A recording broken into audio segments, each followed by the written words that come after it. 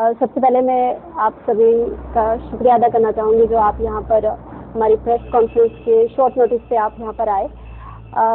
देखिए, मैं सबसे पहले अपना इंट्रोडक्शन देना चाहूँगी। मैं Nazia Katoch, Jammu Kashmir national panthers party India की यूथ प्रेसिडेंट। कल या परसों का जो बीजेपी कार्यालय ओपन किया गया, उनमें एक हमारे मुंकोटिया जी ने कुछ भाषण जो वो दे रहे थे, उसमें कुछ स्टेटमेंट्स थी जो बहुत डिवाइसिव स्टेटमेंट्स थी। मैं बिल्कुल डिसएग्री करती हूँ उनकी कुछ स्टेटमेंट्स से। उन्होंने कहा कि वो लोगों को एक किस्म का बैफल कर रहे थे, बेवकूफ़ बनाने की कोशिश की जा रही थी वहाँ पर। वो ये कह रहे थे कि वोट जो हैं वो आप मोदी जी के नाम पर दीजिए, ऐसा ये सब स्टेटमेंट्स में था। और उन्होंने ये भी कहा था कि वोट आप लोग दोगे इस बार तो वो राष्ट्र हित में दीजिए, राष्ट्रवाद। मुझे समझ नहीं आती कि बीजेपी में जो भी लोग जाते हैं वो सिर्फ अपने आप को ही राष्ट्रवादी मानते हैं, या उनके हिसाब से या जो उन्होंने पैरामीटर सेट किए हैं उनके अकॉर्डिंग कोई और राष्ट्रवादी है ही नहीं। पेट्रियोटिक फीलिंग क्या सिर्फ बीजेपी के लोगों में है, बाकी और किसी में पेट्रियोटिक फीलिंग नहीं? उनके हीरोज कौन है? पहले वो अपने आप से ये सवाल पूछे, उनके हीरोज कौन है? उन्होंने फ्रीडम स्ट्रगल में कोई कंट्रीब्यूशन उनका कुछ खास नहीं था, ये सब जानते हैं। ऐसे तो उनके हीरो हैं। अगर वो अपने आप को ज्यादा राष्ट्रवादी मानते हैं, मैं उनसे सवाल पूछना चाहती हूँ, आप अपने आप से अपने अलावा किसी और को राष्ट्रवादी क्यों नहीं मानते? हर किसी का कंट्रीब्यूशन है इस देश में, हर किसी को इस देश के साथ प्रेम है। आप लोगों को बेवकूफ बनाकर आप ये सब चीजें बोल रहे हो। आप वोट मांग रहे हो, काम पर वोट मांगो। उनका ये कहना था कि मोदी जी ने आयुष्मान कार्ड हमें दे दिया। आप मुझे बताओ, अगर हम कोई भी गवर्नमेंट इलेक्ट करते हैं, किस पर्पज के लिए हम इलेक्ट करते हैं? गवर्नमेंट की रिस्पॉन्सिबिलिटी होती है कि वो अपने सिटीजन को ऐसी सारी फैसिलिटीज प्रोवाइड करे, B it health facilities provide करना हो, रोड हो, वाटर सप्लाई हो, इलेक्ट्रिसिटी हो, सारी बेसिक फैसिलिटीज प्रोवाइड करना गवर्नमेंट का। इसी पर्पज के लिए हम उनको इलेक्ट करते हैं, इसी पर्पज के लिए हम उन्हें पावर में लाते हैं। आपने अपने सराउंडिंग्स में देखा, हॉस्पिटल्स की अगर बात की जाए, वो आयुष्मान कार्ड की बात कर रहे थे, क्या बेसिक फैसिलिटीज भी आपके लोकल हॉस्पिटल्स में प्रोवाइडेड है? आयुष्मान कार्ड की भी अगर वो बात कर रही हैं तो किस हद तक, कितनी सारी फॉर्मेलिटीज वहां पर भी देनी पड़ रही हैं उनको। और जब वो मेडिकल शॉप में वो चीजें मेडिसिन लेने जाते हैं, मोस्टली तो वो मेडिसिन अवेलेबल भी नहीं होता। आप किसको क्या बना रहे हैं? रोड की अगर बात की जाए, चिनानी कॉन्स्टिट्यूंसी में ऐसे कई सारे विलेजेस हैं जहां पर रोड जो है वो अभी तक पहुंचे नहीं है, प्रॉपर भी नहीं है, उनकी मेंटेनेंस नहीं हो पा रही है।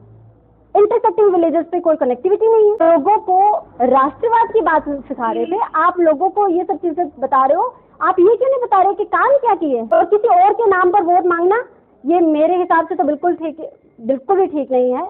उनको अगर लोगों से वोटिंग की अपील, और मैं चिनानी कॉन्स्टिट्यूंसी के लोगों से अपील करना चाहूंगी कि उन्होंने भी देखा है कि हमारे चिनानी कॉन्स्टिट्यूंसी में कौन लीडर है जो कितने टाइम से लोगों के बीच जा रहे हैं, डोर टू डोर कर रहे हैं, लोगों की समस्याएं सुन रहे हैं, कौन से विलेज में क्या कमी है वो तक पता है। हर्षदेव सिंह जी के अलावा मैंने पिछले 4-5 सालों में चिनानी कॉन्स्टिट्यूंसी में कोई नहीं देखा, कोई लीडर नहीं देखा यहाँ पर।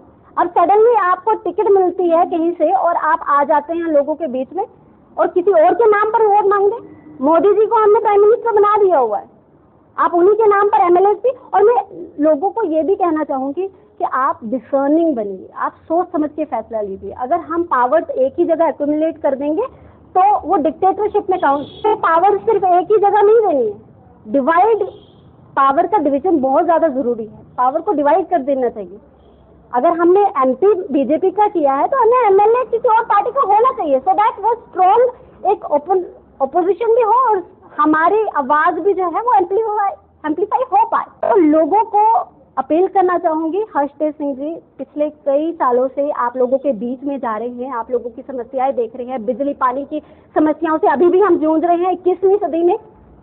सिर्फ यही वाटर स्कैर्सिटी, हर विलेज में वाटर स्कैर्सिटी है। जल जीवन मिशन की भी बात कर रहे थे, वो कौन सा ऐसा एरिया है जहाँ पे ये मिशन जो है वो कंप्लीट कर दिया गया है?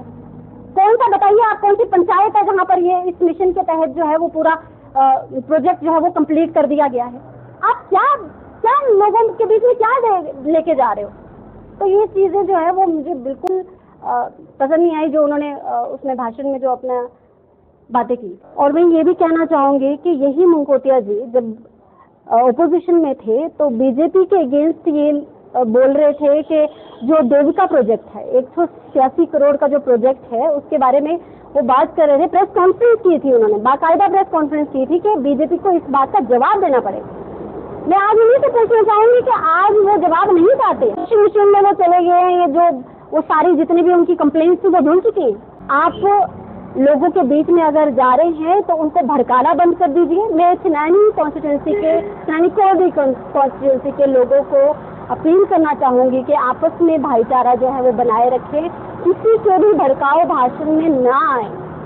ये जो सियासत है, ये जो भड़काऊ वाली भाषण का प्रयोग करते हैं, लोगों के बीच में टेंशन क्रिएट करने की कोशिश करते हैं। हम जो छिनानी कोडी के लोग हैं ये पहले से पीस लवर लोग हैं, ये अमन पसंदीदा लोग हैं, इन्हें आप किसी भी कीमत पे भड़का नहीं सकते। मैं एक और उनके स्टेटमेंट का जिक्र यहाँ पे करना चाहूँगी जहाँ पे उन्होंने ये कहा कि इससे पहले जो अगर बीजेपी का जो रूल था पिछले 10 सालों से टेररिज्म में बहुत कमी हुई। मैं इनसे पूछना चाहती हूँ कि पिछले कुछ महीनों से हम टेररिज्म का शिफ्ट जो है वो देख रहे हैं जम्मू प्रोविंस में।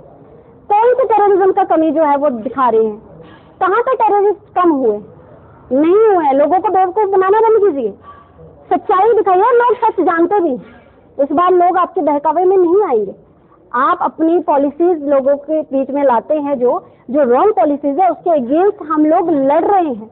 हर्षदेव सिंह जी लड़ रहे हैं, Jammu Kashmir national panthers party India लड़ रही है और लड़ती रहेगी। लोगों की आवाज